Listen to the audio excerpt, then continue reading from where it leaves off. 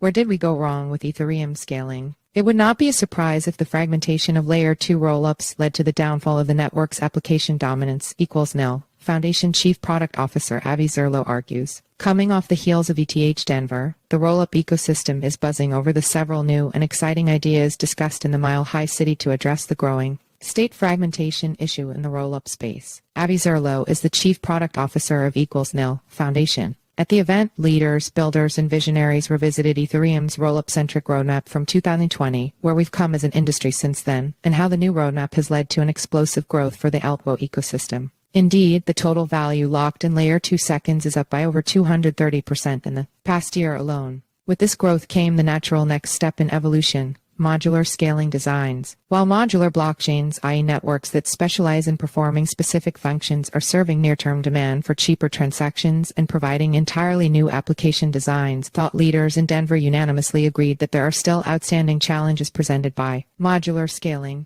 These issues are particularly apparent when new rollups are introduced to the Ethereum ecosystem, which compound the problems of splitting up functionality. Addressing the current technical issues of Ethereum's rollup architecture, Ethereum Foundation developer Justin Drake said it best: "We have a fragmentation problem." Where did we go wrong with modular scaling? In a perfect world, Ethereum scaling solutions would maintain universal synchronous composability, enabling a seamless exchange and real-time settlement of transactions on the network. In reality, however, each rollup exists within a siloed environment that is neither notion of other rollup state nor Ethereum. See also, Ethereum's Vitalik Buterin rights on enshrinement of Alto functions on mainnet. The state fragmentation fundamentally compromises the principal network effects of the Ethereum ecosystem, introduces compounding complexity and risk of interoperability protocols, and results in an objectively worsened developer and user experience. Making matters worse, price-sensitive applications are forced to run app-specific infrastructure to avoid congestion fees on general-purpose rollups, exacerbating the state fragmentation problem further. So how did we get here? Compromised network effects. Compromising on the principal network effects of global state, i.e. the idea that Ethereum is the world computer, is perhaps one of the more obvious reasons why modular blockchains fail to deliver on their promise of being the holy grail of scaling solutions. First, the lack of unified liquidity across the Alto ecosystem creates a barrier to entry for users looking to tap into a singular network, whether it be for trading, swapping, or staking needs. Another barrier to entry for app founders and developers is the user distribution across all chains. This means app founders and developers are required to ask themselves whether a specific chain has the appropriate kind of users their particular app needs. For instance, what if a Web3 app founder wants to deploy on Chain X for its low transaction fees and reputable scalability, but the network has, over time, catered to a DeFi user base? Prior to Alto inception, app founders could simply deploy on the Ethereum mainnet without needing to question the user base, since users lived universally in one singular blockchain world. Now, however, modular blockchains have introduced over time a world of unlimited architecture possibilities, leading to chains becoming tailored to niche vertical interests within a single, independent state or app-specific chain.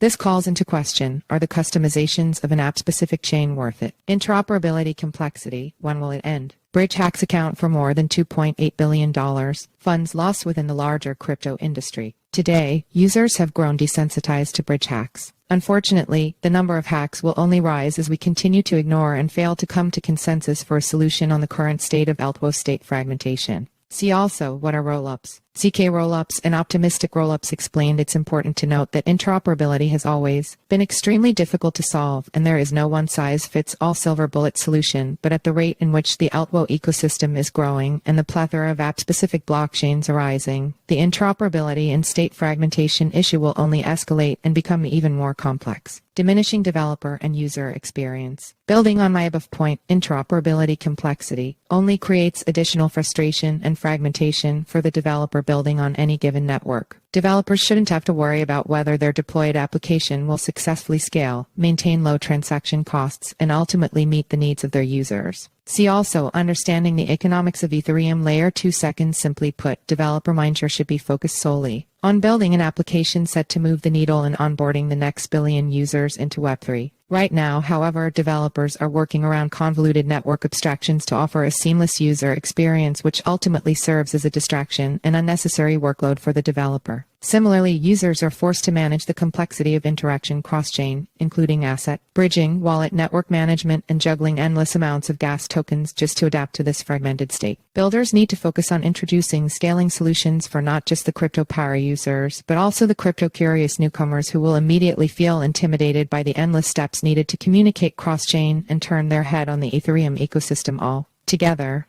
So where does modular scaling go from here? The onus is on the L2s themselves, who have failed to mitigate congestion fees and have left price-sensitive applications with no choice but to migrate to app-specific infrastructure. As the next cycle approaches, a vicious snowball effect is set to take place. As L2 congestion fees increase, more developers are forced to opt for app-specific infrastructure, exacerbating the already pervasive problems associated with state fragmentation. In a few years, it would not be a surprise if the inability of L2s to solve for state fragmentation led to the downfall of the Ethereum ecosystem's application dominance. To all my rollup friends, comrades, and peers building in the Ethereum ecosystem, we need to do better.